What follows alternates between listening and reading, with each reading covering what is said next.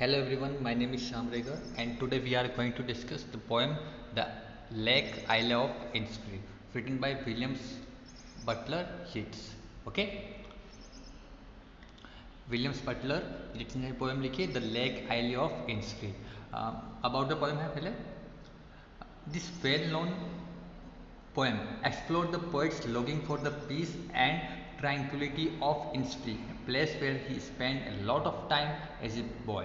This poem is a lyric. Okay, ये एक poem है, जगह के बारे में एक्सप्लेन किया है जहाँ पर जो पोइट है अपना बचपन का टाइम वहाँ पर गुजारा करता था और वहाँ पर उसको बहुत ज़्यादा पीस मिलता था, बहुत ज़्यादा शांति मिलती थी, मन की शांति मिलती थी. ओके, हमारा फर्स्ट स्टैंजा है I will arise and go now and go to Innisfree, and a small cabin built there of clay and wattles mat.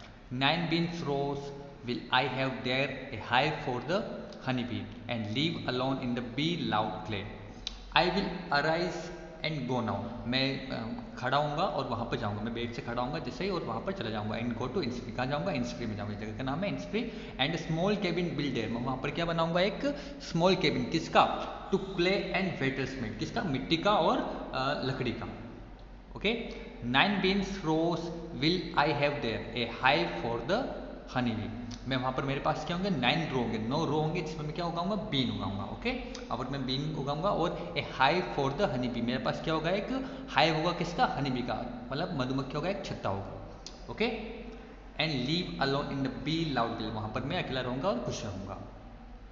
And I shall have some peace there, for peace comes dropping slow, dropping from the wells of the morning to where the cricket sings. There midnights all a glimmer and noon a purple glow, and evenings full of the linnet's fame.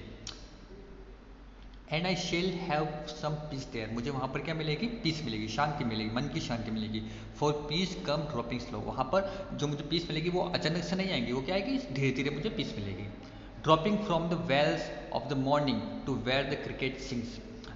Well मतलब होता है पर्दा गिरना. Okay, से drop from the well, जो सुबह के जो टाइम होता है वो थोड़ा धुंधली सी सुबह होती है.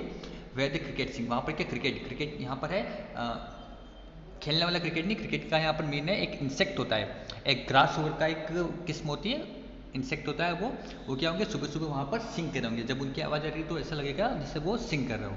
Okay, there midnight's all a glimmer and noon a purple glow, और जो मिडनाइट होगी वो कैसे होगी? तारों से भरी होगी, ग्लिमर कर रही होगी, है ना, चमचमा रही होगी. And noon a purple glow, और नून कैसी होगी? वो पर्पल कलर की होगी जो ग्लो कर रही होगी. Okay, and evening full of the Lynette swing, और जब इवनिंग होगी वहाँ पर लिनेट एक बर्ड का नाम है, ब्राउन कलर का बर्ड होता है, वो होवर कर रहे होंगे, मंडरा रहे होंगे इवनिंग में. जब इवनिंग हो जाएगी तो लिनेट जो बर्ड है वो होवर कर होगा, मंडरा रहा होगा. ओके, उसके पंख से फैले होंगे और वो आसमान में घूम रहा होगा.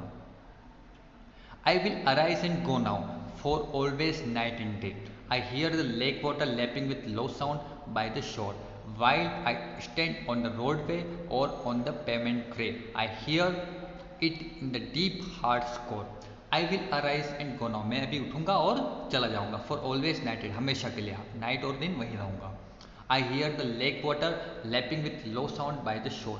और वहाँ पर क्या हो रहा होगा? जो लेक है उसका जो वाटर है जब पत्थर से टकरा रहा होगा तो उसकी आवाज़ मेरे कानों में अभी भी गूंज रही है. While I stand on the roadway or on the pavement gray, I hear it in the deep heart's core. भले मैं रोड पे खड़ा हूँ या फिर पेमेंट मतलब फुटपाथ पे खड़ा हूँ. ग्रे फुटपाथ जो होता है, मैं वहाँ खड़ा हूँ या पहले रोड पे खड़ा हूँ, मैं उसकी आवाज़ अभी भी फील कर पा रहा हूँ मेरी from the bottom of my heart. Okay, तो ये पूरा एक्सप्लेनेशन था पोएम का. इसमें विलियम बटलर यीट्स ने एक इमेजिनेशन किया है कि वह एक बिल्कुल पीसफुल प्लेस पे है जिसका नाम क्या है? Innisfree. Okay, thanks for listening and God bless you all. Thank you.